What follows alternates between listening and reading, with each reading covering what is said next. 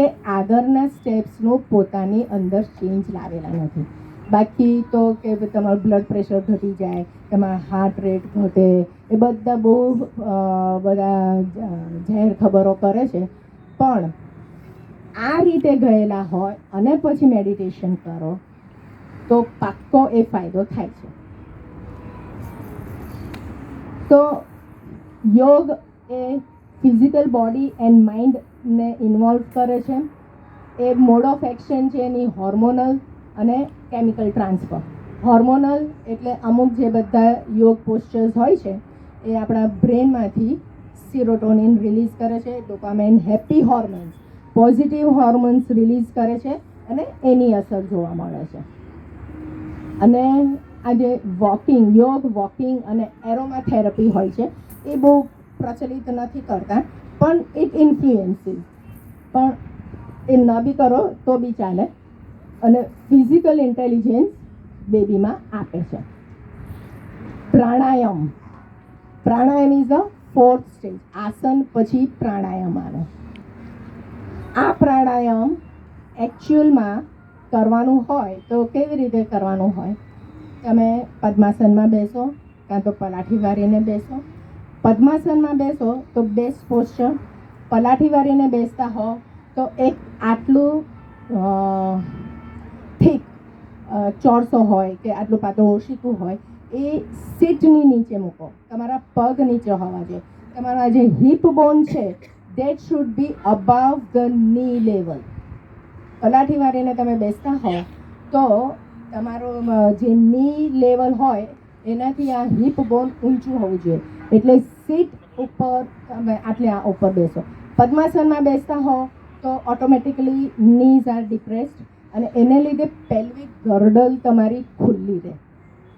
અને પદ્માસનમાં બેસીને અને પલાઠી વારીને બી બેસો તો એ 5 ડિગ્રીનું ઇન્ક્લિનેશન થોડુંક આગળ રાખવાનું. તો that will help you open up your pelvic ગર્ડલ.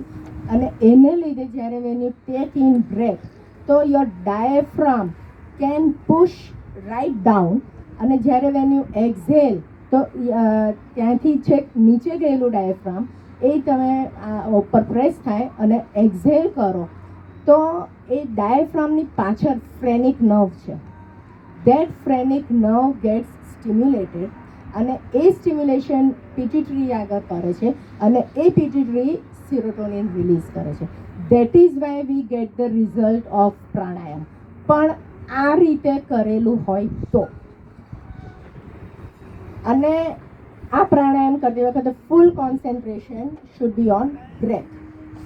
પછી મગજ બીજે બધે ભમતું હોય અને અહીંયા આગળ ખાલી શ્વાસોશ્વાસની ક્રિયાઓ કરો તો you won't get the result. Mind body coordination હોવું જોઈએ તો જ રિઝલ્ટ મળે. Meditation and relaxation. આ meditation is a very important technique. Meditation અને મંત્ર મેડિટેશન બહુ જુદી જુદી રીતે બધા મેડિટેશન થતા હોય છે. કોઈ ઓબ્જેક્ટ સામું જોઈને, કોઈ ત્રાટક કરીને, કે વિપશ્યના કરીને જાતના મેડિટેશન થાય છે. પણ મંત્ર મેડિટેશન એટલે ઓમ બોલીને જે મેડિટેશન થાય છે that is very useful for pregnancy. અને ઓમ પણ કેવી રીતે બોલવાનું? At 136.1 hertz frequency. કેમ? કારણ કે એ બ્રહ્માંડની ફ્રીક્વન્સી છે. એ વેલ્યુ કેવી રીતે આવી? I show you.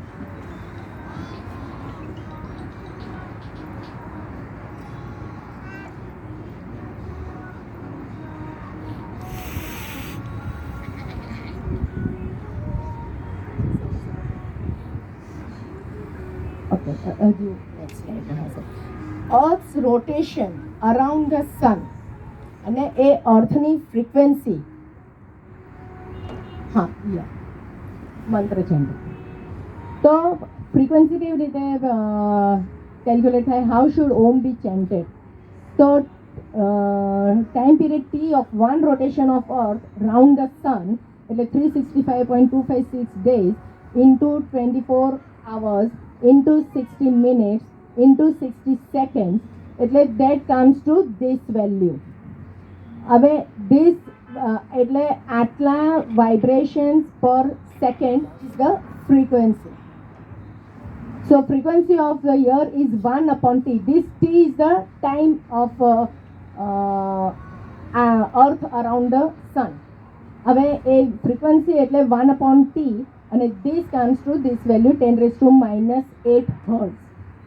હવે આ ફ્રીક્વન્સી આપણું કાન ન સાંભળી શકે. It is not audible.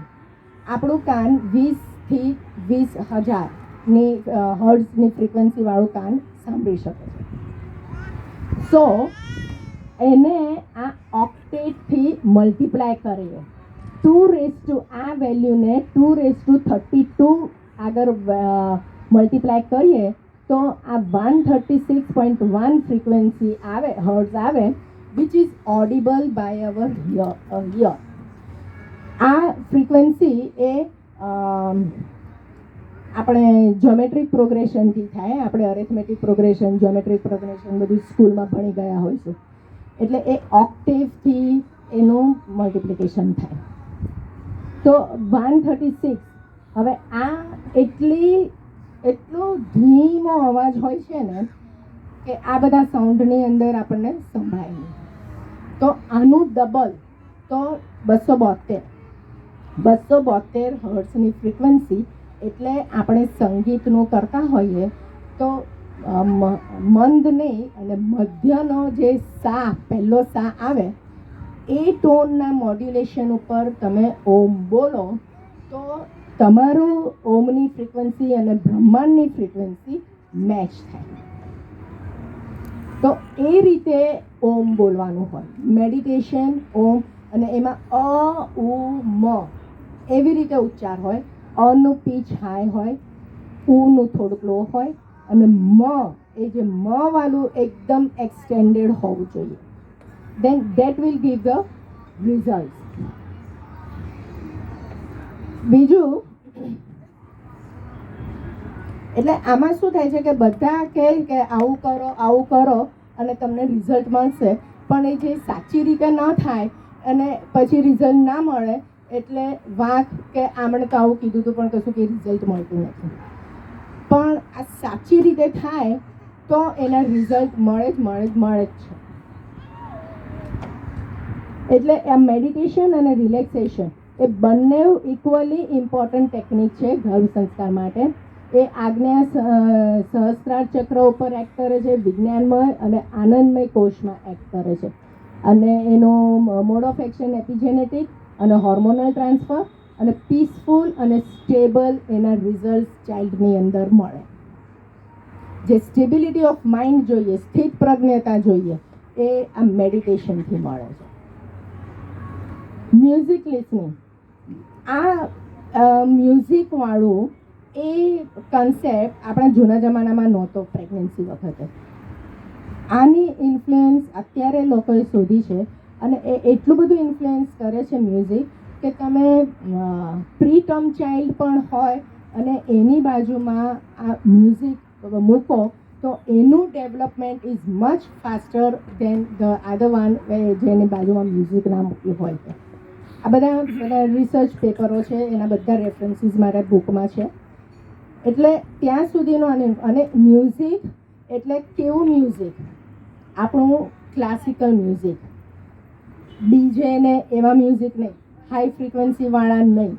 ક્લાસિકલમાં પણ આપણા શાસ્ત્રમાં we have this big science, કયા મહિનામાં કયા રાગનું મ્યુઝિક સાંભળવું જોઈએ.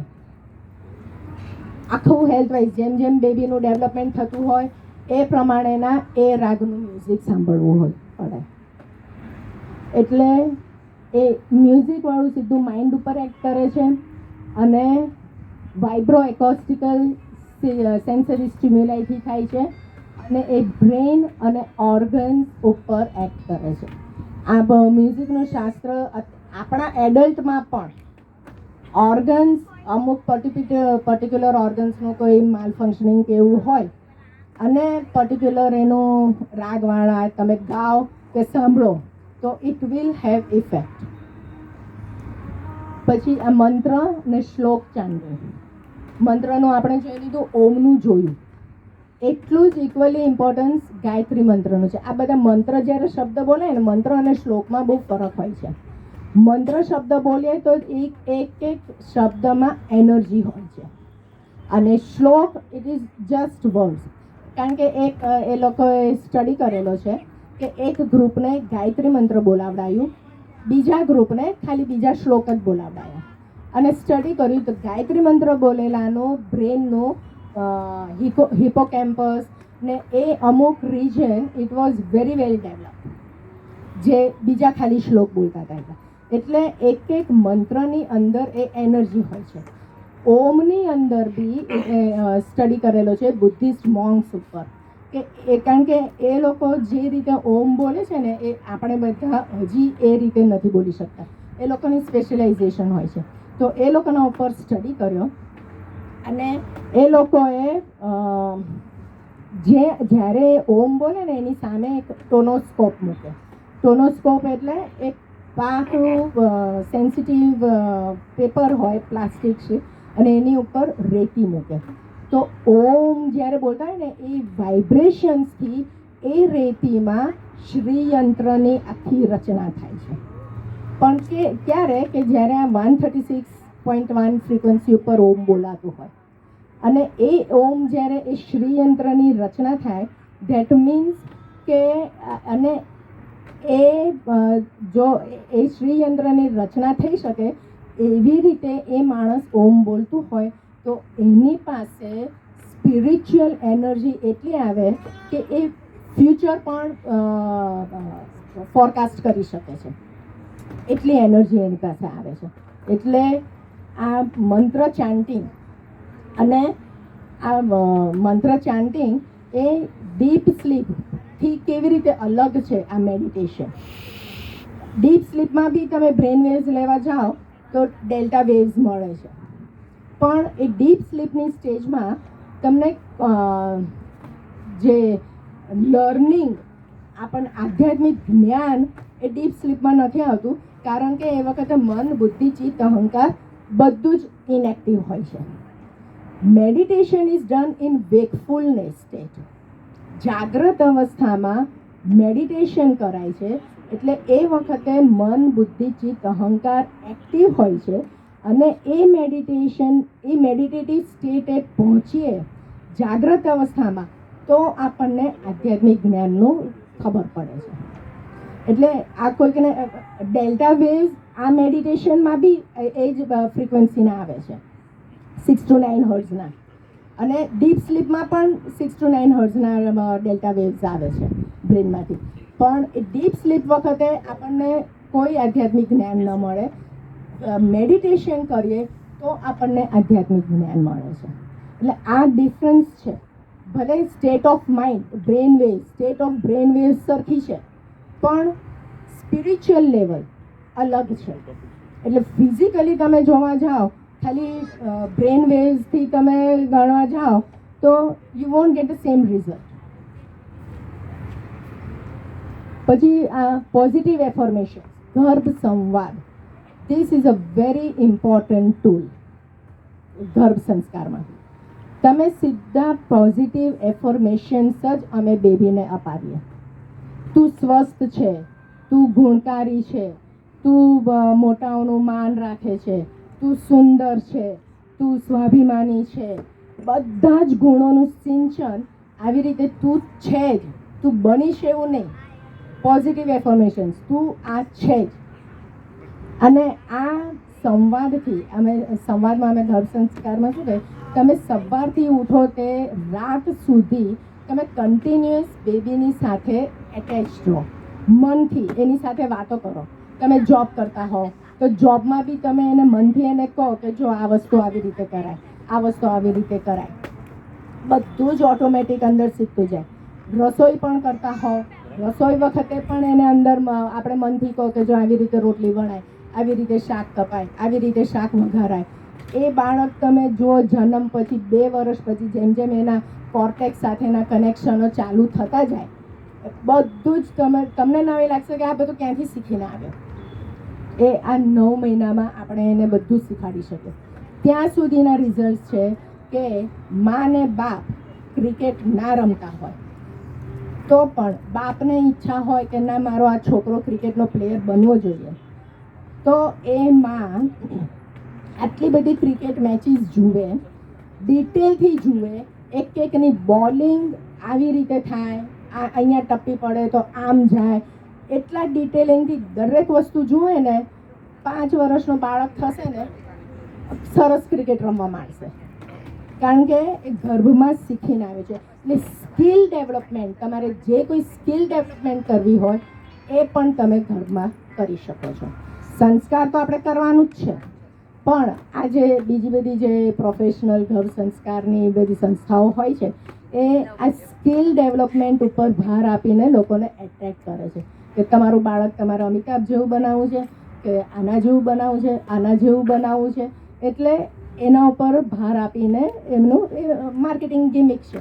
પણ આપણે we are more interested in instilling sanskar, એક સારો સંસ્કારી બાળક યુવાન બનાવવો છે. રીડિંગ અલાઉડ એ આપણે કોઈ બી આપણી ધાર્મિક વસ્તુઓ, ધાર્મિક ગ્રંથને હોય એ જોશથી બોલવાનું, મનથી નહીં. જોશથી બોલીશું બાળક આપણો અંદર સાંભળશે. Diet is an equally important. હવે ડાયટ આપણે તો ફિઝિકલ વિટામિન્સ ને સપ્લિમેન્ટ્સ ને આ બેલેન્સ ડાયટ ખાઓ ને એ બધું તો આપણે બધું કહેતા જ હોઈએ છીએ, પણ અન્ન એવો ઓડકાર, અન્ન તેવું મન. એટલે તમે અન્ન કેવું ખાઓ છો એ સાત્વિક અન્ન હોવું જોઈએ, અને પ્લસ તમારે પ્રકૃતિને અનુકૂળ હોવું જોઈએ. તમારી પિત્ત પ્રકૃતિ હોય ને તમે પિત્તવાળું અન્ન ખાધે રાખો તો વોમિટિંગ જ થઈ રાખે. એટલે તમારી પ્રકૃતિ પહેલાં જાણવી પડે અને એ હિસાબથી તમે ડાયટ લો. ક્રિએટિવ અને મેથેમેટિકલ એક્ટિવિટીઝ આ પણ એક ગર્ભ સંસ્કારની ટેકનિક છે, અને આ કરવાથી લેફ્ટ બ્રેનનું ડેવલપમેન્ટ વધારે, લોજિકલ રિઝનિંગ એ બધું વધારે સારું ડેવલપ થતું હોય છે. પ્રેયર્સ એ અનાહત ચક્ર, હાર્ટ ચક્રથી થાય છે. આ પ્રેયર્સનું આપણે બધા જ એનું મહત્ત્વ સમજીએ છીએ કે હૃદયથી કીધેલી કોઈ પણ યાચના ભગવાન આગળ તો ઇટ ઇઝ લિસન, એ સંભળાય જ છે, કારણ કે એ વાઇબ્રેશન્સ જે જાય છે જ્યારે હૃદયથી માતા એકદમ ભગવાનનું ધ્યાન ધરીને કંઈ પણ બોલે, કંઈ પણ પ્રાર્થના કરે તો ઇટ ઇઝ લિસન. અને એ લિસન કેવી રીતે, એ મેં કીધું આ પાવર ઓફ એટ્રેક્શનથી, કે એ જે બોલે અને એ વાઇબ્રેશન જે આજુબાજુના એન્વાયરમેન્ટમાં ફરતા હોય તો એને અનુકૂળ થઈ જાય, એ માતાને જે કંઈ જોઈતું હોય એ વસ્તુ લેવા માટે એ આજુબાજુના વાઇબ્રેશન્સ એને બધું અનુકૂળ કરી આપે. That is law of attraction. Law of એટ્રેક્શનથી આ બધું જ અચીવ થાય છે. કલર અને laughter. Colour does have effect, કારણ કે colour has effect on our mind, અને anything which affects our mind that all goes to our fitness. એટલે કયા કલરના કપડાં કયા મહિનામાં પહેરવા ત્યાં સુધીનું સાયન્સ છે આપણી પાસે. અને લાફ્ટર ઇઝ અ એક્સરસાઇઝ. એ ખાસ કરાવવામાં આવે છે ગર્ભ સંસ્કાર વખતે, લાફિંગ એક્સરસાઇઝ, કારણ કે એનાથી જે હોર્મોન રિલીઝ થાય છે એ હંમેશા એને એલિવેશન, મૂડ એલિવેશન સ્ટેટમાં રાખે, ખુશમાં રાખે માતાને. એટલે કોઈ પણ સિચ્યુએશનમાં આ this is the easiest tool પહેલાં એને ખુશ કરવા માટે.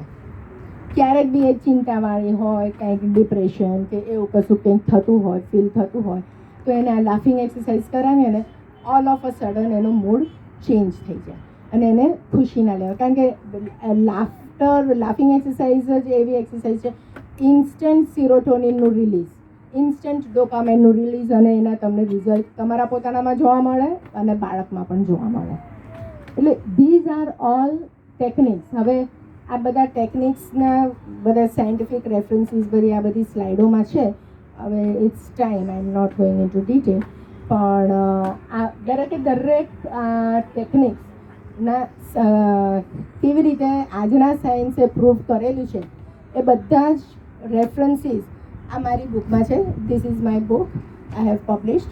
આની અંદર 100+ સાયન્ટિફિક રેફરન્સીસ છે આ દરેક ટેકનિકને એના માટે.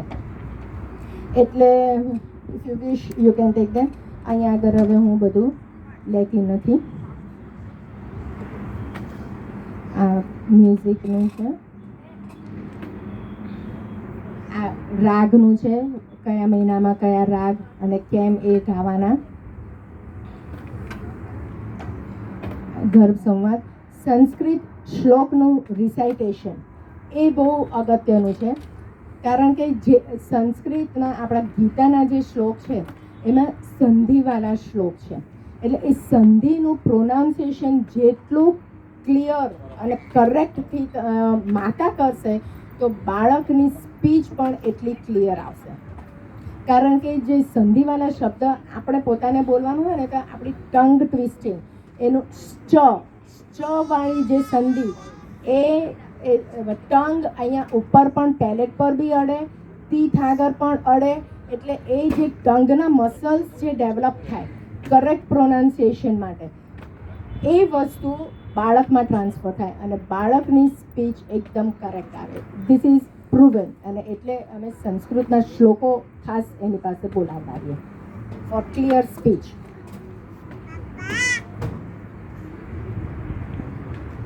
હા, હવે આ એક ડિફરન્સ હું કહી દઉં કે આટલું આપણે જાણીએ કે ગર્ભ સંસ્કારમાં આપણે આ નાખીએ તો what is the difference between કે આપણે 9 મહિનામાં કરીએ અને પછી કરીએ તો શું ફરક પડે.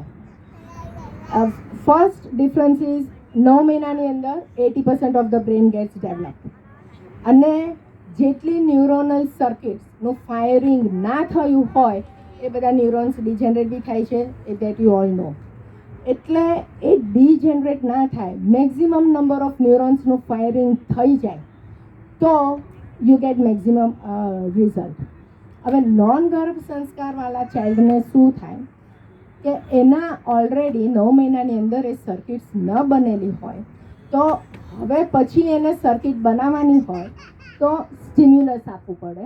એ સ્ટિમ્યુલસ એના સબકોન્શિયસમાં જાય, રેકોર્ડ થાય, એને પહેલી વાર એનું લર્નિંગ થાય કે સપોઝ ચલો હવે ગર્ભ સંસ્કારની અંદર એને કીધું હોય કે તારે સત્ય બોલવાનું, બરાબર. એ એનામાં repetition is a very important fact. ગર્ભ સંસ્કારમાં ખાલી એકવાર આપણે બોલીએ કે તારે સત્ય બોલવાનું એટલે કે એ ના શીખી જાય. જેવું મેં કીધું 8 વીક સુધી એકની એક વસ્તુ રિપીટ કરો ત્યારે એપિજેનેટિક ચેન્જીસ આવે. એટલે 8 વીક સુધી રોજે એને ઇન્ફોર્મેશન્સ આપો કે તારે સત્ય બોલવાનું, તારે સત્ય બોલવાનું. અને જુદી જુદી વાર્તાઓ કે જે સત્યના બેઝ ઉપરની હોય તો એના મગજમાં એ સત્યવાળી સર્કિટ ક્રિએટ થાય. હવે નોન ગર્ભ સંસ્કાર ચાઇલ્ડ હોય તો શું થશે કે પહેલી વાર એને એ સિચ્યુએશન એક્સપોઝ થશે તો ત્યારે એની માતા એને કહેશે કે ના તારે સત્ય બોલવાનું. That is when he will realise what is satya અને એને બોલવાનું. એ પહેલું લર્નિંગ થયું, એ એના સબકોન્શિયસ માઇન્ડમાં ગયું, એ સર્કિટ બની કે હા આવું મમ્મીએ કીધું એટલે આવું કરવાનું, બરાબર. એ પછી એ બીજી વાર ત્રીજી વાર જે આપણે ગર્ભ સંસ્કાર વખતે 8 વીક સુધી કર્યું, એ પછીથી જો 8 વીક સુધી કરે ત્યારે એનામાં એ સર્કિટ ડેવલપમાં થાય અને ત્યારે એ રિઝલ્ટ મળે. જે રિઝલ્ટ આપણે 9 મહિનાની અંદર મળી જાય છે. પછી એની સામે એન્વાયરમેન્ટ એ જે ક્રિએટ થાય, ઓટોમેટિક એનું ફર્સ્ટ રિસ્પોન્સ હશે સત્ય બોલવાનો, કારણ કે એ ઘરમાં શીખીને આવેલું છે. એને હવે અત્યારે નથી શીખવાનું, હવે એને સ્ટિમ્યુલાઈ નથી જોઈતું, હવે તો એને એન્વાયરમેન્ટ જ જોઈએ છે કે જ્યાં એ જીન્સ એક્સપ્રેસ થઈ શકે. એટલે this is the difference between garbh sanskar and non garbh sanskar child. હવે આ સબકોન્શિયસ માઇન્ડ અને કોન્શિયસ માઇન્ડ અને અનકોન્શિયસ માઇન્ડ, અને આ ખાસ કરીને જે બ્રેનની ફ્રીક્વન્સી હોય છે delta, theta, alpha, beta, gamma, એ જે આપણે થીટા અને ડેલ્ટાની જે ફ્રીક્વન્સી બ્રેન વેવ્સની હોય છે, અને એ જે પીસફુલ ફિલિંગ થતું હોય છે, જે મેં એક્સપ્લેન કર્યું કે મેડિટેશન વખતે શું થાય છે અને ડીપ સ્લીપ વખતે શું થાય છે, એ એક્સપ્લેન કરવા માટે છે. હવે this is very important. This is what I expect from you all. Let us all join hands to give birth to a physically, emotionally, spiritually intelligent and cultured generation. કેવી રીતે?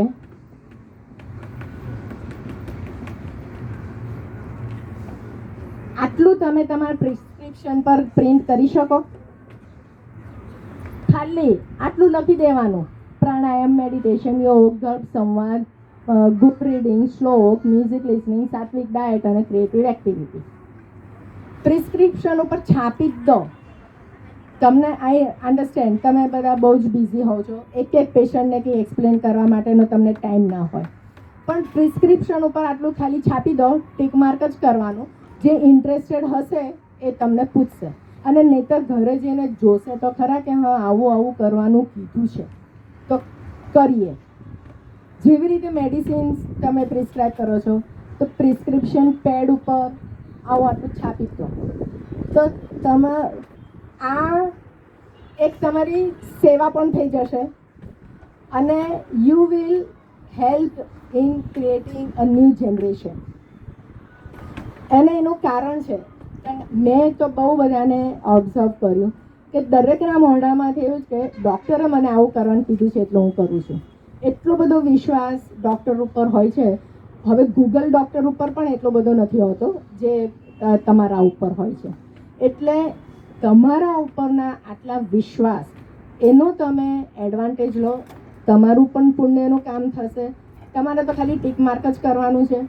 એમની રીતે કરશે, એમની રીતે રસ્તા શોધશે કે આ કેવી રીતે કરવાનું. પણ આપણે એક આંગળી ચીંધ્યાનું પુણ્ય મળે કે પ્રિસ્ક્રિપ્શન ઉપર લખી દો તો it will go into their heads. અને નહીંતર હું આ સેવા આપું છું, ફ્રી સેવા આપું છું. દર મંગળવાર અને શનિવાર ઓનલાઈન ક્લાસીસ લઉં છું. એ લોકોને આ બધું શીખવાડું છું. મારી યુટ્યુબ ચેનલ પણ છે, એના પર બી આ બધા લેક્ચર્સ છે. એ પણ તમે કહી શકો છો કે ચલો તમે આ બી જુઓ. એની અંદર બી આ બધી ઇન્સ્પિરેશનલ સ્ટોરીઝ આપેલી છે. આ બધું જે મેં ટેકનિક્સ બધી કીધી છે બધી જ ત્યાં આગળ આપેલી છે. અને તમે ગર્ભ સંસ્કાર કરેલા બાળકોના રિઝલ્ટ બી તો જોયા હશે. મારી ચેનલ ઉપર બી બધા બાળકોના રિઝલ્ટ મૂકેલા છે કે 1.5 વર્ષનું બાળક કેવા સરસ યોગ કરે છે, 2 વર્ષનું બાળક કેવા સરસ શ્લોકો બોલે છે. એ બધા મારા ક્લાસની અંદર જન્મેલાના બાળકોનું બધું રિઝલ્ટ મૂકેલું છે મારી ચેનલ ઉપર. સો વન્સ અગેન રેફરન્સીસ છે. Thank you very much for listening to me. And once again, very much thanks to Dr. Dineshbhai for giving me this opportunity to address you all.